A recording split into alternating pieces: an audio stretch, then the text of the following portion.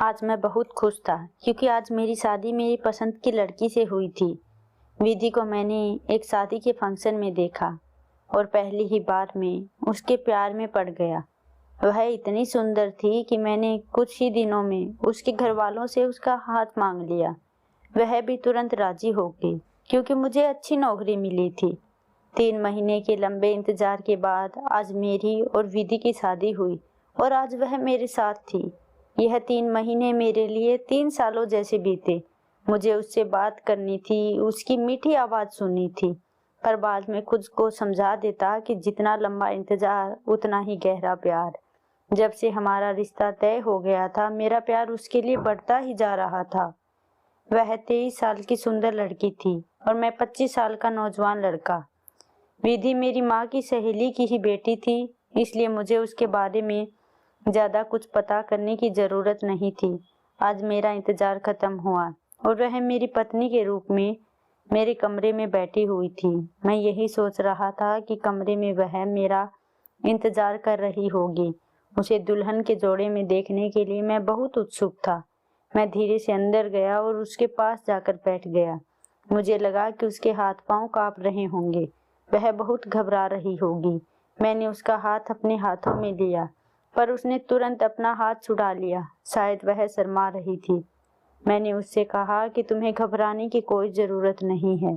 मैं तुम्हारा ख्याल रखूंगा और तुमसे इतना प्यार करूंगा कि जितना किसी ने नहीं किया होगा। वह इतनी सुंदर लग रही थी, मानो कोई स्वर्ग की अप्सरा ही मेरे सामने बैठी हो। मैं खुद को बहुत खुशकिस्मत समझ रहा था। मैं उसकी तारीफ किए जा रहा था, पर उसके चेहरे पर जरा सी भी हंसी नजर नहीं आ रही थी। शायद वह शर्मीली हो, पर वह बिल्कुल भी हंस नहीं रही थी। उल्टा लग रहा था कि वह रो रही हो। मैं उसके करीब जाने की कोशिश कर रहा था। उतने में ही उसने कहा कि उसके पेट में बहुत दर्द हो रहा है। यह सुनते ही मैं थोड़ा अस्वस्थ हो गया। थोड़ी देर पहले मैं बहुत खुश था, पर उसके इस व्यवहार से मैं चिड़चिड़ा हो रहा था। मुझे लगा कि उसे कुछ नहीं हो रहा, बस वह बहाना बना रही है। इसलिए मैं कमरे से बाहर आया और मेरी पत्नी के पेट में दर्द है, उसे दवा की ज़रूरत है, ऐसा घर वालों को बताने की सोची। यह सब सोचते हुए मुझे थोड़ा अजीब लग रहा था। घर के सभी लोग सो गए थे। मैं दवाई ढूंढ रहा था। मैं जैसे ही अंदर जाने लगा, उतने में मेरी मौसी के बेटे ने मेरे कंधे पर हाथ रखा और कहने लगा कि सब कुछ ठीक है ना। हाँ हाँ, सब कुछ ठीक है, बस विधि की थोड़ी तबीयत ठीक नहीं है, इसलिए दवाई ले जा रहा हूँ। इतने में वह कहने लगा कि लड़कियां शादी की पहली रात ऐसे ही बहाने बनाती हैं। जब उसे उसका पति पसंद नहीं होता और उसकी मर्जी के खिलाफ शादी की जाती है, तो वह ऐसे ही बहाने बनाती है। उसने मुझे यह सब कहा, लेकिन मुझे उस पर गुस्सा आ रहा था, पर मुझे घर का माहौल बिगाड़ना नहीं था, इसलिए मैं चुप रहा। थोड़ी देर पहले मैं यही सोच रहा था कि विधि के पेट में दर्द हो रहा होगा, पर अब भाई की बातें सुनकर यही लग रहा है, क्या सच में उसे मुझ में कोई दिलचस्पी नहीं है? अगर मैं उसे पसंद नहीं था तो उसने हाँ क्यों कहा? पर जहाँ तक मुझे पता था कि उसके घर वालों ने उसकी मर्जी जानकर ही इस रिश्ते के लिए हाँ कही थी। अगले पल लगा कि कहीं ऐसा तो नहीं कि मेरे भाई ने जानबूझकर ऐसा ख्याल मेरे दिमाग में भरा हो। अगर मैं विधि को डॉक्टर के पास ले जाऊं तो इस पर भी लोग कहेंगे कि शादी की पहली ही रात को पत्नी को अस्पताल क्यों ले गया? आखिर विधि को क्या हो गया था? उसकी तबीयत ही बिगड़ी थी। लोग ऐसी चीजों पर बहुत गौर करते हैं और उसे गलत रंग दे देते हैं। हमारे सारे रिश्तेदार हमारे साथ खूब घूमे थे। मैंने बहुत खर्चा किया था और शादी भी बहुत धूमधाम से की थी। हम ज्यादा अमीर नहीं थे, पर शादी में हमने अपनी हैसियत से ज्यादा खर्च किया था, जिसकी वजह थी मेरी अच्छी नौकरी। ऐसी स्थिति में शादी के पहले ही दिन अगर मैं विधि को अस्पताल ले जाता या फिर डॉक्टर को घर बुला लेता तो खैर। कमरे में गया, विधि को दवाई दी और उसे आराम करने के लिए कहा। लाइट बंद करके मैं बाहर हॉल में आ गया। पूरे घर में सन्नाटा पसरा हुआ था। मैं सोफे पर बैठ गया और सब कुछ सोचते सोचते कब आंख लग गई पता ही नहीं चला। माँ की आवाज से मेरी आंखें खुली। राहुल, तुम यहाँ क्या कर रहे हो? माँ, तुम्हें पता है ना, मुझे सुबह 6 बजे चाय पीने की आदत है। बस चाय के लिए बाहर आया था और कब सोफे पर बैठे बैठे आंख लग गई पता ही नहीं चला। सब ठीक तो है ना बेटा? लेकिन बाकी के रिश्तेदारों ने तुम्हें यहाँ देख लिया तो क्या सोचेंगे? इस बात को गलत रंग दे देंगे। जाओ तुम अपने कमरे में।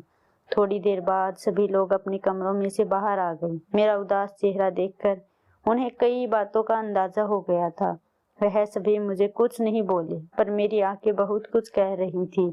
मैं चेहरे पर से तो खुशी जता रहा था, पर शायद मेरे मन की अवस्था मेरी आंखें कह रही थी। माँ ने मुझे विधि को देखने के लिए अंदर भेजा। देखा तो विधि बेड पर नहीं थी। वॉशरूम में से पानी की आवाज आ रही थी, पर सामने का दृश्य देखकर मेरी पलकें गीली हो गई। मैं इन सब के बारे में सोच भी नहीं सकता था। सफेद चादर पर लाल धब्बे थे, जो मुझे कुछ अलग ही बात जता रहे थे। मुझे नहीं पता क्या था। मतलब जब मैं कमरे में आया तो मेरे पीछे कोई कमरे में आया होगा और उसने मेरा हक छीन लिया। ऐसे लग रहा था कि किसी ने मेरे दिल पर बहुत गहरे जख्म कर दिए हों।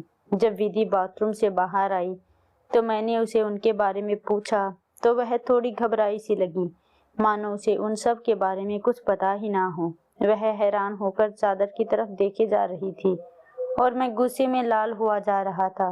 मुझे उससे कई सवाल किए थे, उसने कोई जवाब नहीं दिया। मुझे इन सब के बारे में जानना था। क्या है यह सब? साफ साफ बताओ, वरना मैं तुम्हें तुम्हारे मायके छोड़ आऊंगा।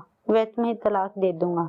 यह सुन वह और घबरा गई और बोली कि मुझे 3 महीने का समय दे दो, मैं तुम्हें सब कुछ बता दूंगी। बस अभी कुछ मत पहुंचना, वरना बहुत बुरा हो जाएगा। मुझे उसकी बातों पर विश्वास ही नहीं हो रहा था। लग रहा था कि जैसे वह कोई बहाना बना रही हो। मैंने कहा कि मुझे मेरे सवालों के जवाब चाहिए। तुम मुझे अपने पास नहीं आने दिया और फिर मैं तुमसे प्यार करता था, इसीलिए तो तुमसे शादी की। और मैं प्यार में इतना अंधा हो गया कि तुम्हारे बारे में कुछ पता भी नहीं किया। पर अब लग रहा है कि तुमसे शादी करके मैंने बहुत बड़ी गलती कर दी। आखिर ऐसा कौन सा रहस्य है जो तुम मुझे 3 महीने के बाद ही बताओगी? और 3 महीने मैं नहीं रह सकता। घर में किसी को कुछ पता न चल जाए, इसलिए मैं धीरे से गुस्से में ही बोल रहा था। मैं नहीं चाहता था कि यह बात कमरे से बाहर जाए। मैं ऐसा व्यक्ति था जो मौत आने पर भी अपना रहस्य किसी को नहीं बताता। मेरा गुस्सा देखकर विधि बहुत डर गई और रोने लगी। उसे रोता देख मुझे बुरा लग रहा था। चाहे कुछ भी हो, वह मेरा पहला प्यार थी। पर मन में यही सवाल था कि आखिर इसने मुझसे शादी क्यों की थी? और 2 दिन में ही मेरी पत्नी ने मुझसे नजरों में गिरा दिया। चेहरे से इतनी मासूम दिखने वाली विधि अंदर से बुरी होगी, मैंने कभी नहीं सोचा था। मेरा भाई पहले से ही मिलनसुर स्वभाव का था। महीने में 3-4 लड़कियों से दोस्ती रखकर वह चला जाता था, उनके साथ घूमता फिरता। पर घर की खुद की भाभी के साथ ऐसा कुछ करेगा, इसके बारे में मैंने कभी सोचा नहीं था। पर शक तो मुझे अपने भाई पर भी आ रहा था। आखिर उसकी घड़ी मेरे कमरे में क्या कर रही थी? मैंने अपनी बाइक की चाबी ली और निकल गया घर से। कुछ समझ नहीं आ रहा था। अब मुझे बहुत अकेलापन महसूस हो रहा था। दिल अंदर से टूट गया था। रात कब हो गई मुझे पता ही नहीं चला। मम्मी पापा के बार बार फोन आ रहे थे। जैसे तैसे खुद को समझाते हुए मैं घर लौट आया। मैं उन आदमियों में से नहीं था जो अपने अपमान का बदला स्त्रियों पर अत्याचार करके लेते। माँ कहने लगी कि नई नवेली दुल्हन को छोड़कर दुल्हा कहाँ चला गया था। मैंने कुछ नहीं कहा। सभी का खाना हो गया, पर मेरी तो भूख मर गई थी, इसलिए मैंने ऐसा दिखाया कि मैं खाना बाहर से खाकर आया हूँ। मैं अपने कमरे की तरफ बढ़ा, पर मुझे विधि से कोई बात नहीं करनी थी। मैं कमरे में गया था, वहाँ बहुत अंधेरा था। लाइट ऑन की तो विधि सो रही थी, खुद को कंबल में पूरी तरह लपेटे हुए। कंबल हटते ही मैं कुछ पल के लिए रुका, क्योंकि मुझे बहुत गुस्सा आ रहा था। और तकिए कुछ इस तरह से रखे थे मानो कोई सो रहा हो। अब वह यहाँ नहीं थी तो कहाँ थी? मुझे उसके बारे में गलत सोचने के लिए मजबूर कर रही थी। मेरे कदम अपने आप ही मेरे भाई की तरफ बढ़ने लगे। मैं भी उसके कमरे से थोड़ी दूर पर था। तभी किसी के बोलने की आवाज आ रही थी। यह जानी पहचानी आवाज विधि की लग रही थी। किसी से तो बात करने की आवाज गैलरी में आ रही थी। मैं अभी तक उसके कमरे तक नहीं पहुंचा, पर खिड़की से आने वाली आवाज मुझे और गुस्सा दिला रही थी। विधि शायद फोन पर किसी से कह रही थी कि राहुल को कुछ पता नहीं चलेगा, और तुम्हें तो पता ही है ना, कोई भी पति यह सहन नहीं करेगा। अगर उसे सच पता चल गया तो वह मेरी जान ही ले लेगा। कल रात मैंने उसे जैसे तैसे अपने से दूर रखा और वह अभी भी कुछ बोल रही थी, लेकिन मेरे कानों को वह सुनने की हिम्मत नहीं थी। तुमने मुझे धोखा दिया विधि। मैं उल्टे पैर अपने कमरे में लौट आया। मुझसे अब रहा नहीं गया और मैंने उससे पूछा कि तुमने मुझसे शादी के लिए हाँ क्यों कहा? अगर तुम्हें कोई और पसंद था तो यह उसके सुनकर उसके चेहरे का रंग फीका पड़ गया। तब वह कहने लगी कि मैं सिर्फ और सिर्फ तुमसे प्यार करती हूँ, मैं किसी और के बारे में सोच भी नहीं सकती। मुझे उसका हर शब्द झूठ लग रहा था। झूठ मत बोलो विधि, और अगर वैसा कुछ नहीं तो तुम मुझसे दूर जाने के बहाने क्यों ढूंढती हो? तब वह बोली कि मैं तुम्हें अभी कुछ नहीं बता सकती, तुम थोड़ा इंतजार करो। आखिर मेरी पत्नी को मुझसे दूर रहने के लिए कौन कह रहा था? मैं अंदर ही अंदर जल रहा था, पर फिर भी घर में कोई तमाशा ना हो इसलिए मैं चुपचाप बेड के किनारे सो गया। समय बीता जा रहा था और मैंने ऑफिस फिर से ज्वाइन कर लिया। मेरा अपना परिवार वालों के सामने उसके लिए नजरिया अच्छा था। मुझे लोगों को किसी भी तरह का मौका नहीं देना था। वह मुझे छोड़कर सभी से बात करती। वह घर वालों का बहुत ख्याल रखती थी, घर के सारे काम करती, लेकिन जब कमरे में आती तो कहती कि कभी मेरे पेट में दर्द है, कभी मेरे पैरों में, कभी सर में। मुझसे दूर रहने के लिए यह सब कह रही थी। यह मुझे साफ साफ नजर आ रहा था। बंद कमरे में हम दोनों एक दूसरे से अजनबी की तरह थे। मन की भावनाओं को मैंने अंदर ही दबा दिया। मेरे कमरे में आने से पहले वह खुद को चादर ओढ़कर सो जाती।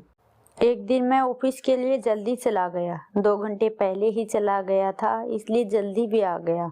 मैं जब घर लौटा तो फ्रेश होने के लिए कमरे में गया तो देखा विधि नहीं थी। मैंने विधि को सब जगह देखा पर वह मुझे कभी नहीं दिखी। मैं जो कुछ कह रहा था उसे सुन मेरी माँ मेरी तरफ हैरानी से देखने लगी और कहने लगी कि तुम इतना जल्दी भूल गए। मैं तो माँ की तरफ देखने लग गया। अब हैरान होने वाली बारी मेरी थी। मैंने कहा, मैं कब लेकर? अभी देखो, अरे तुमने खुद ही तो उसे तुम्हारे भाई के साथ भेजने के लिए कहा था। मैंने माँ की तरफ देखा तो माँ थोड़ा थोड़ा परेशान सी लगी।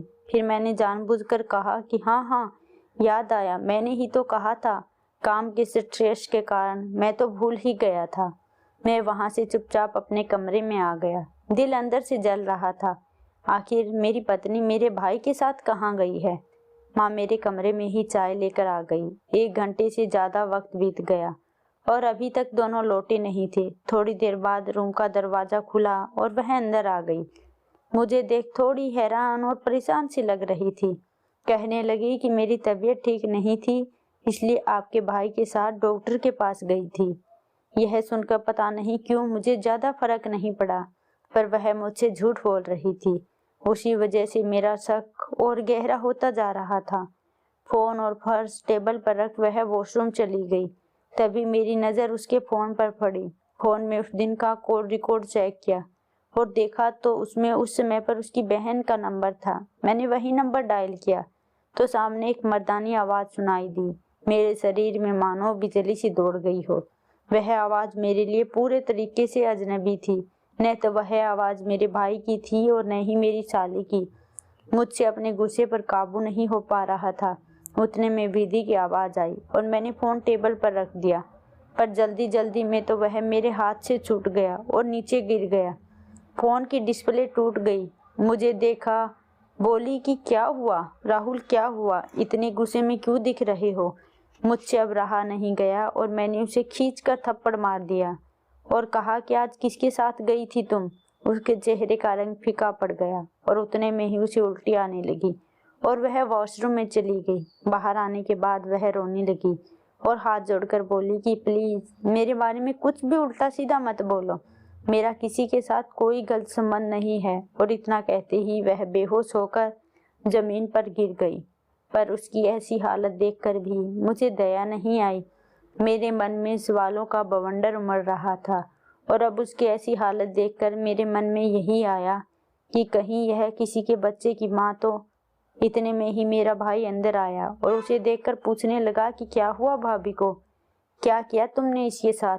मुझे अपना गुस्सा कंट्रोल नहीं हो रहा था और मैंने उसे विधि के पास धकेल दिया और कहा कि तुम्हारी हिम्मत कैसे हुई मेरी पत्नी को हाथ लगाने की। मैंने आज तक कभी भी इतनी ऊंची आवाज में बात नहीं की थी। इतने में मेरी माँ कमरे में आई और विधि को देखकर घबरा गई। फिर हम सब उसे अस्पताल ले गए। माँ बहुत डर गई थी। रात के 11 बजे विधि की बहन और उसके पति आए, पर उन्हें किसने बताया कि हम अस्पताल में हैं। तब वह बोली कि थोड़ी देर पहले ही फोन आया था। जब हम घर पहुंचे तो पता चला कि विधि अस्पताल में है। थोड़ी देर बाद विधि को होश आया। जब मैंने डॉक्टर से पूछा तो वह कहने लगे कि कुछ नहीं, बीपी लो होने के कारण ऐसा हुआ था। उसके खान पान का ठीक से ख्याल रखो। मुझे तो अब डॉक्टर पर भी शक होने लगा था। तब भी मैं चुपचाप रहा।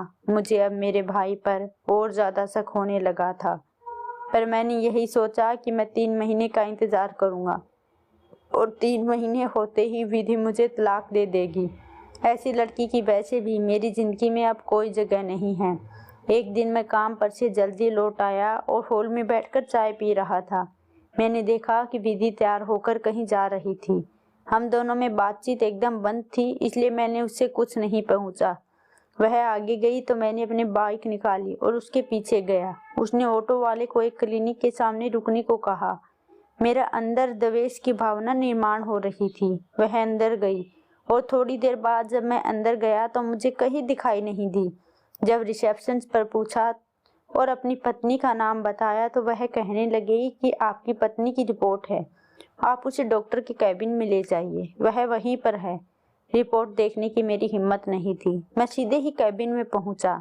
वहां मेरी आंखों में आंसू आ गए थे कि मैं जिससे इतना प्यार करता था, जिस पर इतना विश्वास करता था, उसी ने मेरा विश्वासघात किया। वह मेरे सामने थी और बोली, अब तो तुम्हें सच पता चल ही गया है ना। मैंने फिर भी कुछ नहीं कहा और उसे वह रिपोर्ट पकड़ा दी। आगे वह कहने लगी कि मुझे ऐसा इन्फेक्शन हुआ है जिसकी वजह से मैं अपने पति के पास नहीं जा सकती। कई दिनों से मेरा ट्रीटमेंट चल रहा था। मुझे पीरियड में प्रॉब्लम थी, अचानक आ जाते और कई दिनों तक बंद नहीं होते, जिससे पेट में दर्द होता, उल्टी लग जाती। और इसी बीच जब तुम्हारा रिश्ता आया तो दीदी कहने लगे कि लोग अच्छे हैं, अब मम्मी पापा इस दुनिया में नहीं हैं, भैया भाभी के लिए तू बस बोझ बन जाएगी। क्या पता आगे जाकर कैसे आदमी से तेरी शादी करवा दे।